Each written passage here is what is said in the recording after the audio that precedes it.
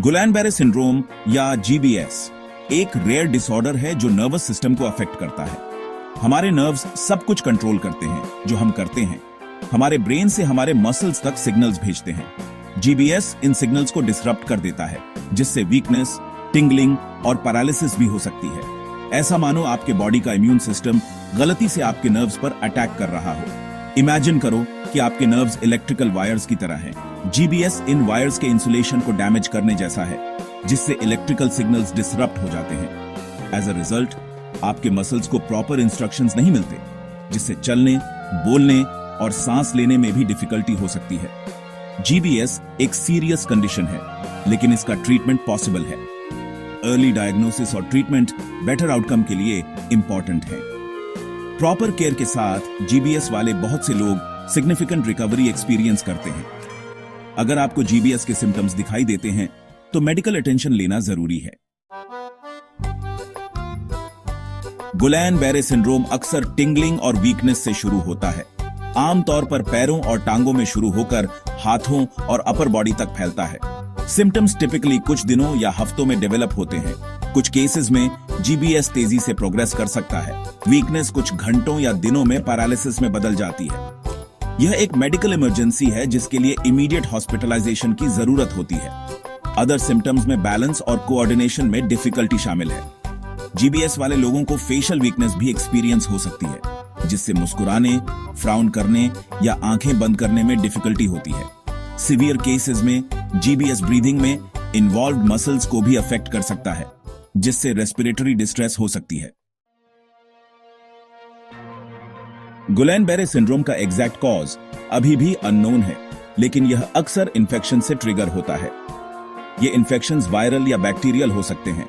सबसे common preceding infection campylobacter jejuni है। Campylobacter jejuni एक बैक्टीरियम है जो अक्सर कंटेमिनेटेड फूड और वाटर में पाया जाता है। जीबीएस से लिंक्ड अदर इन्फेक्शंस में इन्फ्लुएंजा, साइटोमेगालोवायरस और एप्स्टीन बार वायरस शामिल हैं। कुछ केसेस में सर्जरी या वैक्सीनेशन भी जीबीएस को ट्रिगर कर सकते हैं। साइंटिस्ट्स का मानना है कि ये इन्फेक्शंस इम्यून सिस्टम को कंफ्यूज कर सकते हैं। Normally immune system foreign invaders जैसे बैक्टीरिया और वायरसेस पर अटैक करता है। जीबीएस में इम्यून सिस्टम गलती से माइलिन शीथ पर अटैक करता है, जो नर्व्स का प्रोटेक्टिव कवरिंग होता है। सेक्शन 4 जीबीएस में इम्यून सिस्टम का रोल। इम्यून सिस्टम हमारे शरीर का डिफेंस मैकेनिज्म है। यह हमें हार्मफुल इन्वेडर्स जैसे बैक्टीरिया और वायरसेस से प्रोटेक्ट करता है। गुलैन-बेरे सिंड्रोम में इम्यून सिस्टम गलती से पेरिफेरल नर्वस सिस्टम पर अटैक करता है। पेरिफेरल नर्वस सिस्टम ब्रेन और स्पाइनल कॉर्ड को शरीर के बाकी हिस्सों से कनेक्ट करता है। यह हमारे मूवमेंट्स, सेंसेशंस और रिफ्लेक्सेस को कंट्रोल करता है। जीबीएस में इम्यून सिस्टम के पेरिफेरल नर्वस सिस्टम पर अटैक से इन्फ्लेमेशन होती है। यह इन्फ्लेमेशन माइलिन शीथ को डैमेज करती है, जो नर्व्स का प्रोटेक्टिव कवरिंग है। माइलिन शीथ नर्व इंपल्सेस को क्विकली और एफिशिएंटली ट्रैवल करने में हेल्प करता है। जब माइलिन शीथ डैमेज होता है तो नर्व इंपल्सेस स्लो हो जाते हैं या ब्लॉक हो जाते हैं। सेक्शन 5 ट्रीटमेंट और रिकवरी। जीबीएस को नेविगेट करना। जबकि गुलैन-बेरे सिंड्रोम का कोई क्योर नहीं है, ट्रीटमेंट्स हेल्प कर सकते हैं।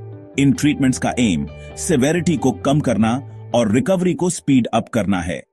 बेटर आउटकम्स के लिए अर्ली डायग्नोसिस क्रूशल है। एक कॉमन ट्रीटमेंट इंट्रावीनस इम्यूनोग्लोबुलिन या आईवीआईजी है। इसमें ब्लड स्ट्रीम में हेल्थी एंटीबॉडीज इंजेक्ट करना शामिल है। ये एंटीबॉडीज नर्व्स पर अटैक करने वाले हार्मफुल एंटीबॉडीज को न्यूट्रलाइज करने में हेल्प करते हैं। Another treatment option plasma exchange या प्लाज्माफेरेसिस है। इस प्रोसीजर में ब्लड के लिक्विड पार्ट, प्लाज्मा, को रिमूव करना शामिल है, जिसमें हार्मफुल एंटीबॉडीज होते हैं। प्लाज्मा को फिर डोनर के हेल्थी प्लाज्मा से रिप्लेस किया जाता है। जब मुझे जीबीएस डायग्नोस हुआ तो डॉक्टर्स ने मुझे क्विकली आईवीआईजी स्टार्ट कर दिया। ये एक टफ जर्नी थी, लेकिन ये जानकर कि ट्रीटमेंट्स अवेलेबल हैं, मुझे होप मिली। सेक्शन 6 न्यूरोटॉक्सिन्स को डिकोडिंग करना, सोर्सेज और टाइप्स। न्यूरोटॉक्सिन्स पॉइजनस सब्सटेंसेस हैं जो स्पेसिफिकली नर्वस सिस्टम को टारगेट करते हैं।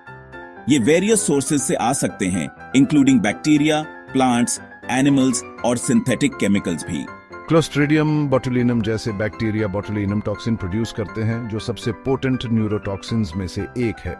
हेमलॉक और बेलाडोना जैसे प्लांट्स में भी न्यूरोटॉक्सिन्स होते हैं जो पैरालिसिस और डेथ भी कॉज कर सकते हैं। स्नेक्स, स्पाइडर्स और स्कॉर्पियंस जैसे एनिमल्स अपने प्रे को सबड्यू करने के लिए वेनम यूज करते हैं और इस वेनम में अक्सर न्यूरोटॉक्सिन्स होते हैं। ये टॉक्सिन्स पैरालिसिस, रेस्पिरेटरी फेलियर और अदर सीरियस इफेक्ट्स कॉज कर सकते हैं। सेक्शन 7, खुद को प्रोटेक्ट करना, प्रिवेंशन स्ट्रैटेजीज। जब गिलेन-बरे सिंड्रोम और न्यूरोटॉक्सिन एक्सपोजर की बात आती है तो प्रिवेंशन की है। जबकि सभी केस प्रिवेंटेबल नहीं होते, सर्टेन मेजर्स आपके रिस्क को रिड्यूस कर सकते हैं। जीबीएस के लिए गुड हाइजीन प्रैक्टिस करना क्रूशियल है। इसमें फ्रीक्वेंट हैंड वॉशिंग शामिल है, खासकर खाने से पहले और रेस्टरूम यूज करने के बाद। हार्मफुल बैक्टीरिया को किल करने के लिए फूड को अच्छी तरह से कुक करना सुनिश्चित करें। न्यूरोटॉक्सिन एक्सपोजर को प्रिवेंट करने के लिए अनफेमिलियर प्लांट्स और एनिमल्स के आसपास कॉशियस रहे। केमिकल्स हैंडल करते समय या ऐसे एरियाज में काम करते समय प्रोटेक्टिव गियर पहने जहां न्यूरोटॉक्सिन्स प्रेजेंट हो सकते हैं। अपने एनवायरनमेंट में न्यूरोटॉक्सिन्स के पोटेंशियल सोर्सेज के बारे में अवेयर रहे।